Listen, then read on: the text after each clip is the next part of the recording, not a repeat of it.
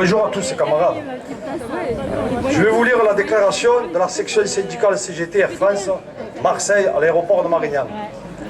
La situation de l'emploi Air France. Air France a reçu 7 milliards de prêts bancaires.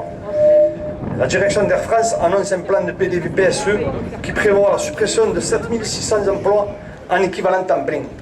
Mais le nombre de personnes impactées par les mesures de réduction d'emploi prises par la direction d'Air France sont bien plus importantes en nombre de femmes et d'hommes, c'est-à-dire 8000 à 8500. Ajoutons à cela 2000 CDD ou intérimaires non renouvelés, 1000 apprentis de moins, 1000 prestataires informatiques extérieurs non renouvelés, sans oublier des licenciements nombreux en Europe et à l'international des salariés du groupe Air France. À ces chiffres, il faut rajouter un grand nombre d'emplois indirects touchés dans les aéroports et les régions. Le PDG d'Air France, KLM, M. Ben Smith, taille à la tronçonneuse. Ce PDG ne fait pas dans la dentelle lorsqu'il s'agit de sortir la compagnie de l'ornière. Au-delà d'être dans la lignée de ses prédécesseurs, pour espérer redresser Air France, M. Smith ne fait pas dans l'originalité en décidant de supprimer 13 000 emplois dans tout le groupe Air France. Rappelons-nous que ce plan massif de suppression d'emplois, sans commune mesure dans l'histoire de la compagnie Air France, est issu d'un plan présenté en début d'année 2019. Le plan initial était de 3600 suppressions d'emplois, mais la crise sanitaire Covid aura été l'accélérateur et l'amplificateur de ce plan opportuniste. Un accord APLD, activité partielle longue durée, a été signé sur une période de 2 ans, jusqu'à fin 2022, avec un taux moyen de 40% d'activité partielle pour tous les salariés et avec un PSE qui menace les salariés sur l'avenir de leurs emplois. Rappelons aussi que les prêts bancaires garantis par l'État ne sont pas une aide, mais une future dette qui servira de prétexte à la direction d'Air France pour mener une politique d'attrition avec suppression d'emplois et modération salariale, quand ça ne sera pas un accord de performance collective, c'est-à-dire la possibilité offerte par le patronat à faire du chantage à l'emploi pour pouvoir diminuer les salaires. Il n'y a pas de fatalité.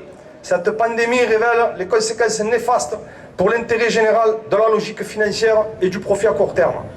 Le transport aérien, comme bien d'autres secteurs, traverse une crise sans précédent.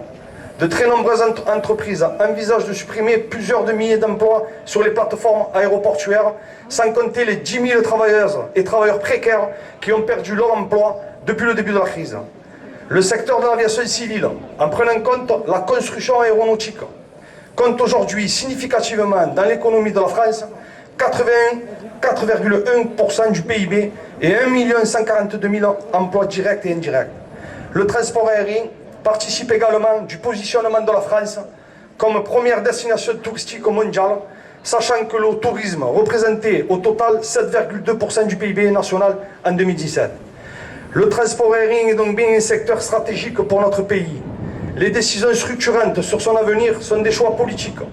Sa sortie de crise et son développement ne doivent pas être laissés entre les mains des actionnaires.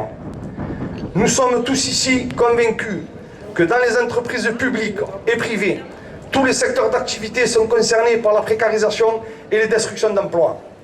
La CGT Air France revendique la nationalisation d'Air France et de tous les aéroports français.